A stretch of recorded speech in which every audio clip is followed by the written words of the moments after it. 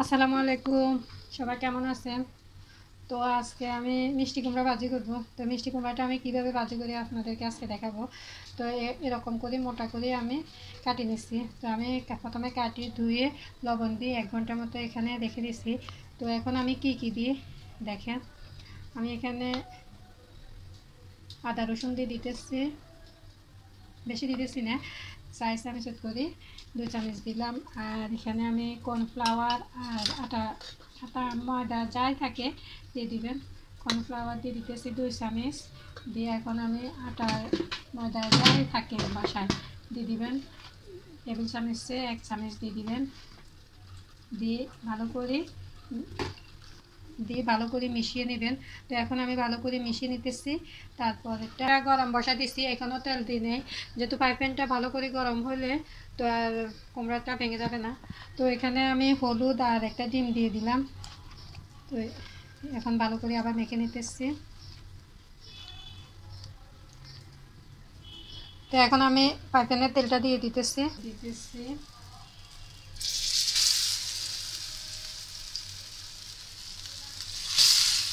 আগুনটা আমি কমিয়ে দিব, একটা ঢাকনা দিয়ে ঢাকিয়ে দিতেছি। তো এখন ঢাকনা দিয়ে আগুনটা কমায়, তারপর আপনারা এরকম করে সব কয়টা ভাজি করে নেবেন।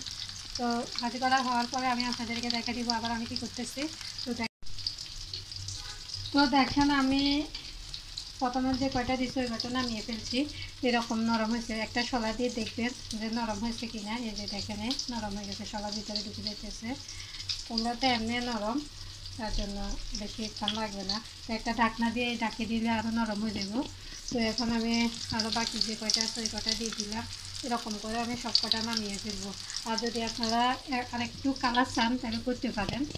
তো আমি এরকম কালারে নামিয়ে ফেলছি।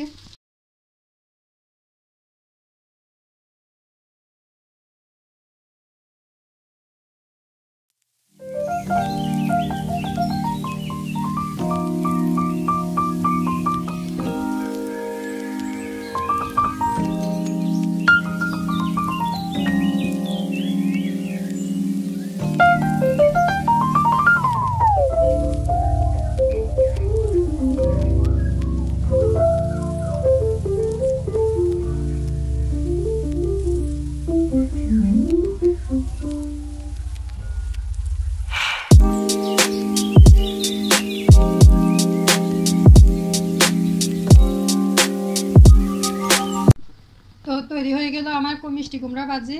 তো দেখেন জিনিসটা কীরকম হয়েছে। তো আমি এরকম করে ভাজি করছি, আপনারাও ট্রাই করবেন। তো যারা একদম মানে মশলা ছাড়া খেতে চান তারা এরকম করেও খেতে পারবেন। শুকনা আমি কয়েক পিস শুকনা রেখে দিচ্ছি।